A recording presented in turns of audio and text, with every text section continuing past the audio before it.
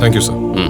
എന്നിട്ട് as A primary assumption എനിക്ക് തോന്നുന്നത് ബാലഗംഗാധരനൊപ്പം എരിഞ്ഞടങ്ങിയ ദക്ഷയും ഹോട്ടൽ സിൽക്ക് കാസലിന്റെ 11ാം നിലയിൽ നിന്നും സാം ജോർജിനൊപ്പം താഴേക്ക് വീണു മരിച്ച മോനച്ചനും തമ്മിൽ സമാനതകൾ ഏറെ ഉണ്ടെന്നാണ്. അതിലേറ്റവും പ്രധാനപ്പെട്ടത് കൺമുമ്പിലുള്ള സ്വന്തം ശത്രുവിനെ ജീവിക്കാൻ വിട്ടിട്ടാണ് ഇവര് രണ്ടുപേരും യാതൊരു മുൻപരിചയമോ മുൻ വൈരാഗ്യമോ ഇല്ലാത്ത മറ്റൊരാളെ കൊന്നത്. ചേച്ചിയെ ഇല്ലാതാക്കിയ രണ്ടാനച്ഛനായിരുന്നു ദക്ഷയുടെ ശത്രുവെങ്കിൽ മകളെ പണത്തിനും പ്രശസ്തിക്കും വേണ്ടി തെറ്റുകളിലേക്ക് നടക്കാൻ പ്രേരിപ്പിച്ച സ്വന്തം ഭാര്യയായിരുന്നു മോനച്ചന്റെ ശത്രു. ഇനി ഇതുവല്ല പാരലൽ മൂവ്മെന്റ് ആണോ, പഴയ നെക്സലേറ്റുകളെ പോലെ? കൊല ചെയ്യപ്പെട്ടവനൊപ്പം ജീവൻ ഒടുക്കുന്ന കൊലയാളിയുടെ ഈ ചാവേർ സ്വഭാവം അത് അത്തരമൊരു സാധ്യതയും തള്ളിക്കളയുന്നില്ല സർ. തലവേദന ആവോടോ? ഈ മോനച്ചനെ കുറിച്ച് കൂടുതൽ എന്തെങ്കിലും ഡീറ്റെയിൽസ് കിട്ടിയോ? ആ ഇക്കിളി മാസയെ വന്നല്ലാതെ. കിട്ടി സർ. 2 വർഷം മുമ്പ് വരെ കുറുപ്പന്തറ സ്റ്റാൻഡിലെ ടാക്സി ഡ്രൈവർ ആയിരുന്നു ഈ മോനച്ചൻ. അവിടുന്ന് കളക്ട് ചെയ്ത വിവരങ്ങള് ഇന്നാ രണ്ടാളും പറഞ്ഞു വിട്ട മുഴുവൻ ഐറ്റംസ് ഉണ്ട്. നല്ലൊരു ക്രിസ്മസ് ആയിട്ട് ഇനി ഇതിന്റെ പേരിൽ ഒരു കുറവ് വേണ്ട. ഇതാ ഇത് നിനക്കിരിക്കട്ടെ. കിട്ടുന്ന നക്കപ്പിച്ച മുഴുവൻ പിള്ളേര് പറഞ്ഞു വിടുന്നൊക്കെ വാങ്ങിച്ചു തീർക്ക്. നാളെന്നൊരു ചിന്ത വേണ്ട. നാളെന്നൊരു ചിന്ത ഉള്ളത് കൊണ്ടാ ഇന്നേ ഇതൊക്കെ വാങ്ങിച്ചത്. നാളെ ക്രിസ്മസ് അല്ലേ? വരുമാനം കമ്മിയായിരുന്നുവെങ്കിലും ഭാര്യ ലിസിയും 2 പെൺമക്കളും അടങ്ങുന്ന കുടുംബത്തെ ഒരല്ലലും അറിയിക്കാതെയായിരുന്നു മോനച്ചൻ പോറ്റിയിരുന്നത്. മോനച്ചനുമായി അത്ര രസത്തിലല്ലായിരുന്ന ലിസിയുടെ ആങ്ങള റോയ് ഒരിക്കൽ പെങ്ങളെ കാണാൻ വീട്ടിൽ വന്നത് ശീതളനെ തന്റെ സുഹൃത്തുക്കൾ ചേർന്ന് നിർമ്മിക്കുന്ന ഒരു ആൽബത്തിലെ നായികയാക്കാമെന്ന് പറഞ്ഞായിരുന്നു. ഞാൻ പറയാനുള്ളത് പറഞ്ഞു. ഇതൊന്നും എല്ലാവർക്കും കിട്ടുന്ന ഭാഗ്യമല്ലെന്ന് ചോദിച്ചു ഓർത്തോണം. എന്റെ റോയി, ഞാൻ പറഞ്ഞില്ലേ ഇവളുടെ ചാച്ച സമ്മതിക്കുവാന്നേ എനിക്ക് 100 വട്ടം സമ്മതമാ. അതൊക്കെ നിങ്ങൾ അമ്മയുടെ മോടെ മിടുക്ക് പോലിരിക്കും. ശ്രദ്ധിക്കപ്പെട്ടാൽ കിട്ടാവുന്ന സൗഭാഗ്യങ്ങളുടെ നീണ്ട നിരയെക്കുറിച്ച് പെങ്ങളെയും മകളെയും പറഞ്ഞു മനസ്സിലാക്കാനും അന്ന് അയാൾ മറന്നിരിക്കില്ല. ചുമ്മാ ഒരു ആൽബത്തിൽ തല കാണിക്കാൻ വേണ്ടി വെറുതെ ഒന്ന് നിന്ന് കൊടുത്തുള്ളൂ. ഇപ്പൊ അവള് ഫുൾ ടൈം അങ്ങ് ഹൈദരാബാദിലാ, തെലുങ്കിലേ.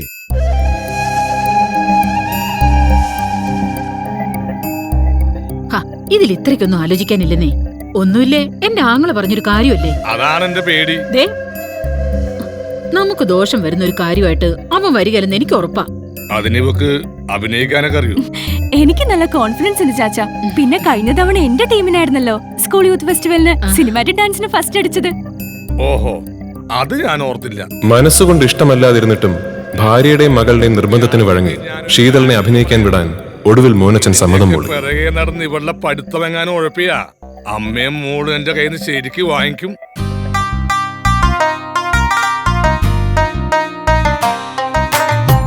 മൊഞ്ചത്തി പെണ്ണല്ലേ, അഴകുള്ള പൂവല്ലേ, നീ എന്നും എന്റേതല്ലേ കൂട്ടുകാരി. പ്രണയം നിന്നോട് പ്രണയം, എനിക്കെന്നെന്നും നിന്നോട്. ആദ്യം 1-2 ആൽബങ്ങളിൽ, പിന്നെ ചില ആഴ്ചപ്പതിപ്പുകളുടെ മുഖചിത്രമായി. അതിൽ കവിഞ്ഞ അവസരങ്ങളൊന്നും കിട്ടാതായപ്പോ അമ്മയുടെയും മകളുടെയും അഭിനയമോഹം അടങ്ങി എന്നാണ് മോനച്ചൻ കരുതിയത്. എന്നാൽ ഷൂട്ടിംഗ് ലൊക്കേഷനുകളിലും ഹോട്ടൽ മുറികളിലും മോനച്ചൻ അറിയാതെ അവസരം തേടി അലയുകയായിരുന്നു ലിസിയും ശീതളും. ഇതിനിടെ 1-2 മലയാള സിനിമകളിൽ ചെറിയ വേഷങ്ങൾ ശീതളിന് ലഭിച്ചു. അവിടെ നിന്ന് അന്യഭാഷകളിലേക്ക് ഗ്ലാമർ വേഷങ്ങളിൽ അഭിനയിക്കാൻ ഒട്ടും മടി കാണിക്കാത്തതുകൊണ്ടാകണം അവിടെ ധാരാളം അവസരങ്ങൾ ശീതളിനെ തേടിയെത്തി.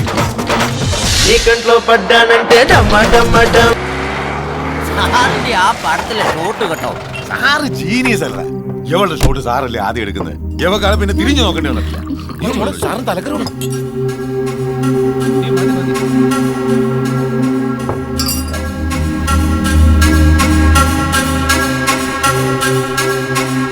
കുറച്ചൊക്കെ പണവും പ്രശസ്തിയുമായതോടെ മോനച്ചനെയും അയാളുടെ വാക്കുകളെയും തീരെ ഗൗനിക്കാതെയായി ലിസിയും ശീതളും.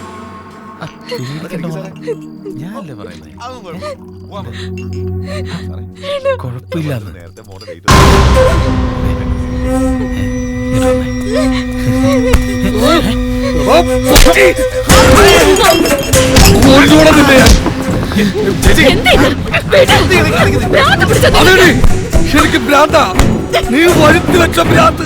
ഞാൻ പറയുന്നൊക്കെ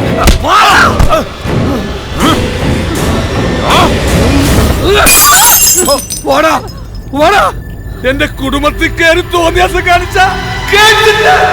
നിയന്ത്രണം വിട്ടുപോയ ചില അവസരങ്ങളിൽ ഒരു ഭ്രാന്തനെ പോലെ മോനച്ചൻ പ്രതികരിച്ചതോടെ അയാൾ അവർക്ക് ശത്രുവായി മാറി. ഒടുവിൽ ലിസിയും ശീതളും വീട് വിട്ടിറങ്ങി. അപ്പോ നിന്റെ തീരുമാനത്തിൽ മാറ്റമൊന്നുമില്ല അല്ലേ? ഇല്ല, എന്റെ ചാച്ചനെ വിട്ടേച്ച് ഞാൻ എങ്ങോട്ടും വരില്ല.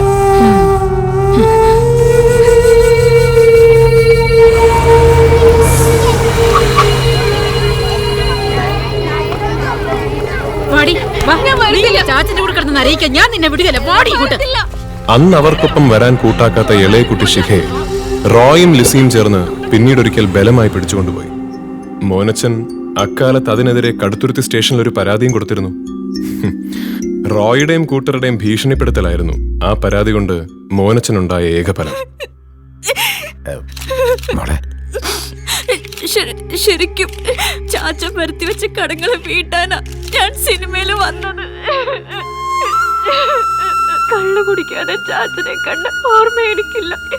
കുടിച്ചേച്ചും വന്ന് ചാച്ചനെ എന്നും ഞങ്ങളെ തല്ലുമായിരുന്നു. സ്നേഹത്തോടെ ഒരു വാക്ക് പോലും ചാച്ച ഞങ്ങളോട് മിണ്ടിയിട്ടില്ല. ചാച്ചന്റെ സ്വഭാവം സഹിക്കാൻ വയ്യാ ഞങ്ങളെ വീട് വിട്ടിറങ്ങിയത്. ഒടുവിൽ അച്ഛനെതിരെ ശീതളും പരസ്യമായി രംഗത്തെത്തിയതോടെ തളർന്നുപോയ മോനച്ചൻ നാടും വീടും വിട്ട് എവിടേക്കോ പോയി. ഈ അവസാന നാളുകളിലൊക്കെ മോനച്ചൻ എവിടെയായിരുന്നെന്ന് വല്ല സൂചനയും കിട്ടിയോ? കുറച്ചുകാലം കോവളത്തൊരു റിസോർട്ടിൽ വെയിറ്ററായി ജോലി ചെയ്തിരുന്നു എന്നാണ് കേട്ടത്. വീടും സ്ഥലവും വിൽക്കാനായി ഇടയ്ക്ക് എപ്പോഴും നാട്ടിലെത്തിയ മോനച്ചൻ ലിസിയെയും റോയെയും കൊല്ലുമെന്ന് പറഞ്ഞതായി അയാളുടെ ചില സുഹൃത്തുക്കൾ മൊഴി തന്നിട്ടുണ്ട് സർ. ഓഹോ, അപ്പൊ താൻ പറഞ്ഞതുപോലെ ബാലഗംഗാധരൻ ദക്ഷാ സംഭവവുമായി മോഡ് ഓഫ് ഓപ്പറേഷനിൽ മാത്രമേ ഈ കേസിന് വ്യത്യാസമുള്ളൂ. അങ്ങനെ തോന്നാൻ മറ്റൊരു കാരണം കൂടിയുണ്ട് സർ. ഏതാണ്ട് ബാലഗംഗാധരന്റെ അതേ പശ്ചാത്തലമായിരുന്നു സാം ജോർജിന്റേതും. ഹോട്ടൽ ബിസിനസ്സിലും ഇവന്റ് മാനേജ്മെന്റ് ഫീൽഡിലും കരിയർ ഗൈഡൻസിലുമൊക്കെ അയാൾക്ക് ധാരാളം ശത്രുക്കളുണ്ടായിരുന്നു. ഒന്നുകിൽ സാറ് പറഞ്ഞ പോലെ ഇതൊരു പാരലൽ മൂവ്മെന്റിന്റെ തുടക്കമാകാം, അല്ലെങ്കിൽ അതിനൊക്കെ അപ്പുറം നമുക്കിനിയും പിടികിട്ടാത്ത മറ്റെന്തോ ഒന്ന്.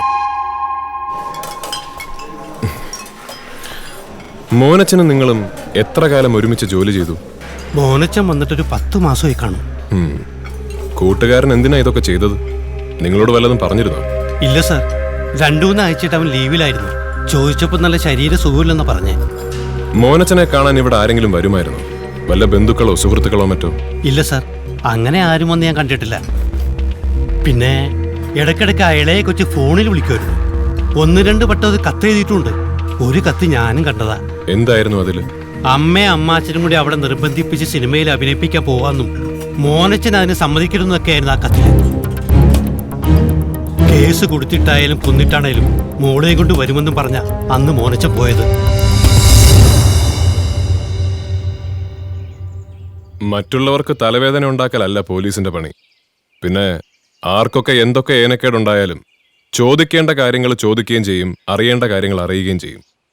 ഇവിടെ ഇപ്പൊ എന്താ നിങ്ങൾക്ക് അറിയേണ്ടത്? എന്തിന്? മോനച്ചൻ എന്തിനിതൊക്കെ ചെയ്തു? ആ ചോദ്യം എന്നോടാണ് ചോദിക്കേണ്ടത്.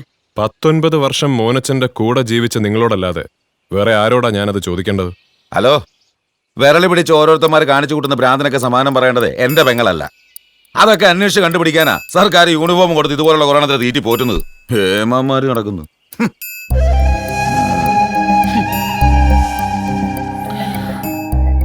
എനിക്ക് ഇളയ കുട്ടിയൊന്ന് കാണണം, ശിഖയെ. അവളിവിടെ ഇല്ല. തൽക്കാലം ഞാൻ അവളെ ഹോസ്റ്റലിൽ നിർത്തിയിരിക്കുക. ശീതളോ? അവള് ഹൈദരാബാദിൽ ഫോട്ടോഷൂട്ടില്ല, ഉടനെ ഒന്നും കാണാൻ പറ്റിയല്ല. ഞാൻ ചോദിക്കുന്ന ചോദ്യങ്ങൾക്ക് ഉത്തരം പറയാനുള്ള പ്രായവും അറിവും നിങ്ങൾക്കുണ്ട്. എന്നിട്ടും നിങ്ങൾക്കതിനെ കഴിഞ്ഞില്ലെങ്കിൽ ആവശ്യമില്ലാത്തടത്തൊക്കെ കയറി ഷൈൻ ചെയ്യാനിരിക്കുന്ന ഈ പൊലയാടി മോന്റെ കുത്തിന് കയറി പിടിച്ച് ഞാൻ പറയും, ഇനി മേലാ നിന്റെ തുരുമ്പിച്ച നാക്ക് എന്റെ മുന്നിൽ ചെലച്ച കള്ളൊഴിച്ചു കൊടുത്തും പെണ്ണ് കൂട്ടിക്കൊടുത്തും നീ കൊഴുപ്പിച്ച് വെച്ചിരിക്കുന്ന ഈ ബോഡി ഉണ്ടല്ലോ, അത് നെയ്യ് ഉരുക്കുന്ന പോലെ ഞാനങ്ങ് ഉരുക്കും. കേട്ടാ?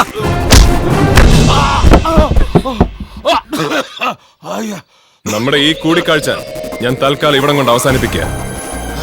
പക്ഷെ നമ്മൾ ഇനിയും കാണും. അന്ന് നിങ്ങളുടെ പെമ്മക്കളെ മാത്രമല്ല, തറവാട്ടില് ജീവനറ്റ് പോകാതെ കിടക്കുന്ന എല്ലാത്തിനെയും നിരത്തി നിർത്തി ഞാൻ ചോദിക്കും. എനിക്കറിയാനുള്ളതെല്ലാം.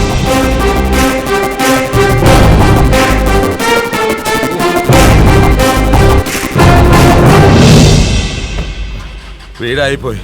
അല്ലേ അവനെ